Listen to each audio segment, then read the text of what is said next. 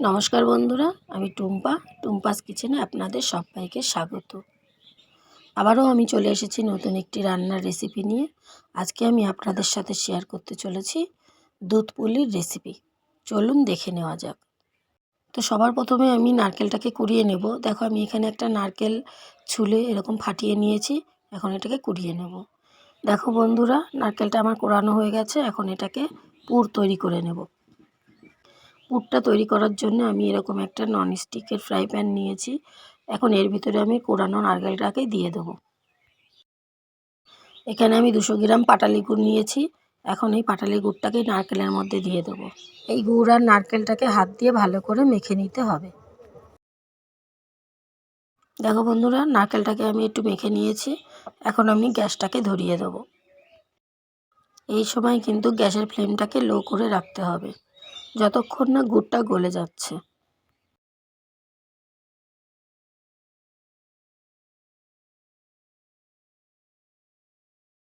দেখো বন্ধুরা, গুড়গুলো কিন্তু নরম হয়ে এসেছে। এখন আমি এই খুন্তির সাহায্যে এটাকে চেপে চেপে নারকেলের সাথে মিশিয়ে নেব।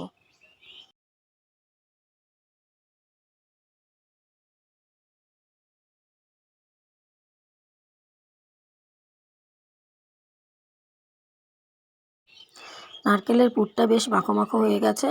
এখন এই পর্যায়ে এটাকে নামিয়ে ঠান্ডা করে নিতে হবে।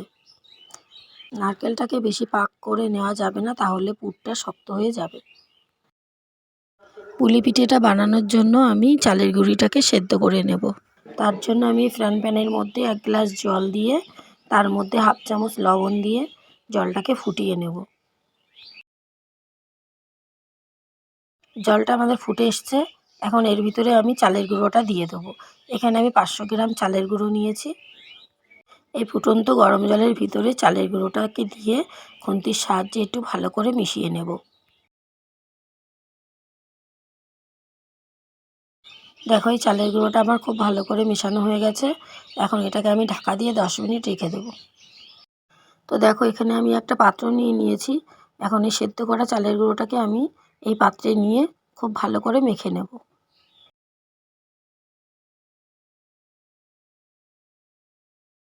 এটাকে এই গরম গরম অবস্থায় খুব ভালো করে ঠেসে ঠেসে একটা ডো বানিয়ে নিতে হবে। তো দেখো বন্ধুরা, আমি একটা সুন্দর স্মুথ ডো বানিয়ে নিয়েছি। আমি এখন এই বাটিটার মধ্যে ডোটাকে ঢাকা দিয়ে রেখে দেবো 10 মিনিটের জন্য।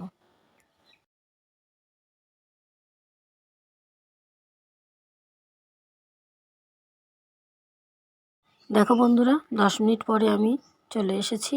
দেখো, এটা কিন্তু সুন্দর নরম, খুব বেশি শক্তও না, আবার খুব বেশি নরমও না। এরকম একটা ডো তোমাদের বানিয়ে নিতে হবে। তো এবার এখন আমি এখান থেকে অল্প অল্প করে গুটি কেটে আমি সেটাকে বেলে নেব।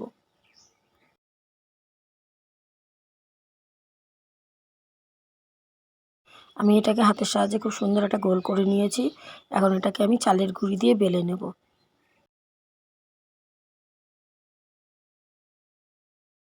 দেখো বন্ধুরা, এরকম একটা আমি রুটি বেলে নিয়েছি। খুব বেশি মোটাও না, খুব বেশি পাতলাও না। এখন এটাকে আমি এই গ্লাসের সাহায্যে গোল গোল করে কেটে নেব।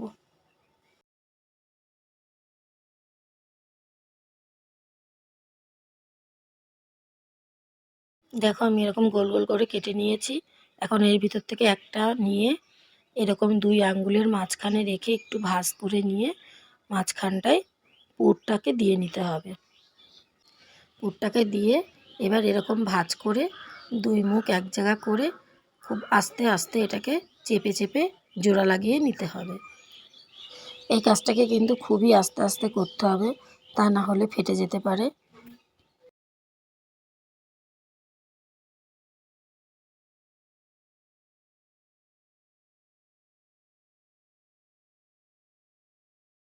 দেখো বন্ধুরা, এটাকে কিন্তু আমি খুব ভালো করে চেপে চেপে 2 মুখ আটকে নিয়েছি। এখন এটাকে আমি একটা ডিজাইন করে নেব।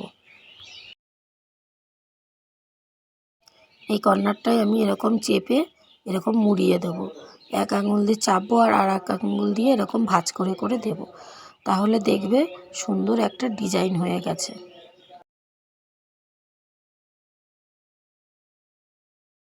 দেখো বন্ধুরা, কত সুন্দর একটা ডিজাইন করে নিয়েছি। এই একইভাবে আমি আরও একটা তোমাদের করে দেখিয়ে দিচ্ছি। আর বন্ধুরা, পুরের পরিমাণটা কিন্তু ঠিকঠাক দিতে হবে। পুরের পরিমাণটা কম হলে কিন্তু খেতে ভালো লাগবে না, আবার বেশি হয়ে গেলেও পিঠেটা ফেটে যেতে পারে। তাই পরিমাণটা বুঝে শুনে দিতে হবে। তো দেখো বন্ধুরা, পিঠের চারিদিকটা আমি চেপে সমান করে নিয়েছি। এখন এভাবে আবারও এক সাইড থেকে চেপে এরকম ভাঁজ করে একটা ডিজাইন করে নিতে হবে। তো এই একইভাবে আমি সবকটা পিঠে বানিয়ে নেব। দেখো বন্ধুরা, এখানে আমি সবকটা পিঠে বানিয়ে নিয়েছি।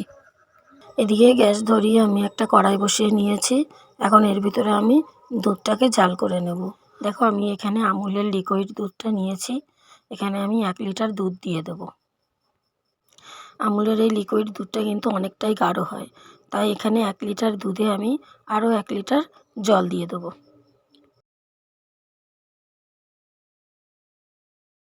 এই দুধটাকে খুব ভালো করে ফুটিয়ে নিতে হবে।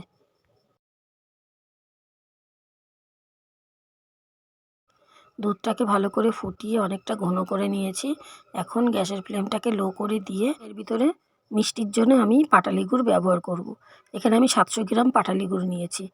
এই পাটালি গুড়টাকে আমি দুধের ভিতরে দিয়ে দেব, দিয়ে খুব ভালো করে জাল করে নেব।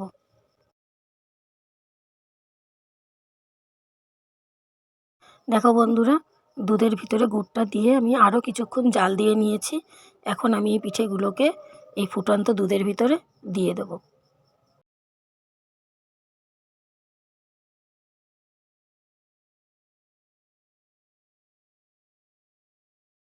দেখো, সবকটি পিঠেই দুধের ভিতরে দেওয়া হয়ে গেছে। এখন এটাকে খুব আস্তে করে একটু হালকা হাতে নাড়িয়ে দিতে হবে।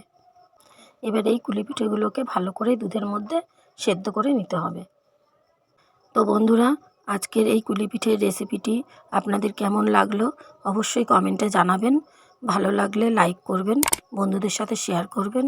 আর চ্যানেলটি সাবস্ক্রাইব করা না থাকলে অবশ্যই চ্যানেলটি সাবস্ক্রাইব করে রাখবেন, এরকম আরও নতুন নতুন রান্নার রেসিপি পাওয়ার জন্য।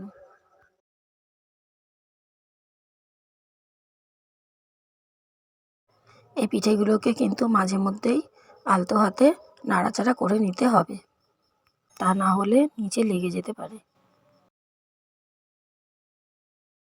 দেখো বন্ধুরা, পিঠেটা সিদ্ধ হয়ে গেছে। এটা কিন্তু আমাদের পুরো রেডি। এখন গ্যাসের ফ্লেমটাকে আমি বন্ধ করে দেবো। তো বন্ধুরা, আবারও দেখা হচ্ছে পরের ভিডিওতে নতুন কোনো রান্নার রেসিপি নিয়ে।